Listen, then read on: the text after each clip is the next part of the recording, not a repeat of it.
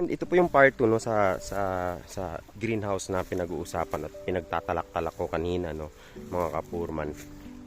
I just want to add din po kasi pagdating sa greenhouse no is paglalaki na po yung greenhouse nyo without proper ventilation no. Palaki ng palaki yung greenhouse nyo, painit ng painit yan. Pataas na pataas yung maintenance. Okay?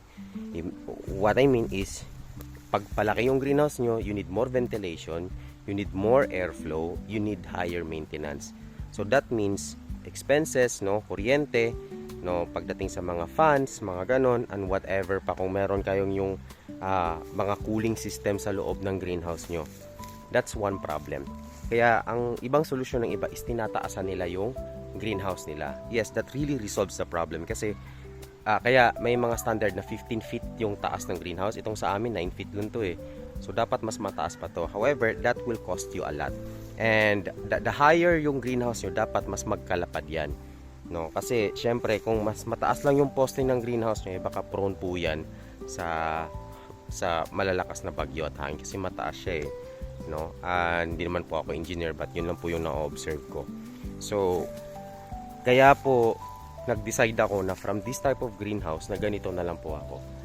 Kasi hindi, to be honest, hindi ko po magagaranti sa inyo na this will work for you.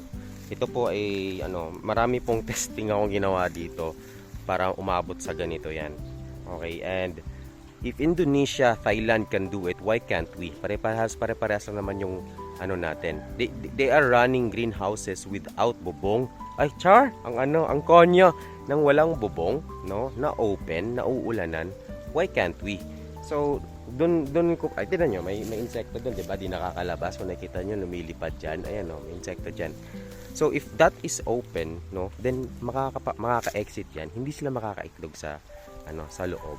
So, yun lang naman yung mga kapurman, no? So, I know na hindi nyo naman siya agad makukuha kasi it really takes experience talaga. Kasi yun naman yung farming, eh. Madalas sa farming, trial and error, and we learned from other farmers paano sila dumidiskarte. Yun. So, ayun lang naman yung take ko pagdating sa greenhouse.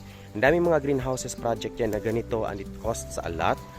But, and sa end, no, sa dulo lang din, hindi sila nagiging efficient. Sadly, no? And yun lang yung napapansin ko. Again, hindi ako expert na mga kapurman. Marami lang kasi ako na-experience at nakita na ganun. Ang ganda ng greenhouse, pero hindi efficient yung workflow. Hindi efficient yung ang mahal pa ng gastos, no? So, ito yung ginagawa ko ngayon. So, ito sa akin lang naman to mga kapurman.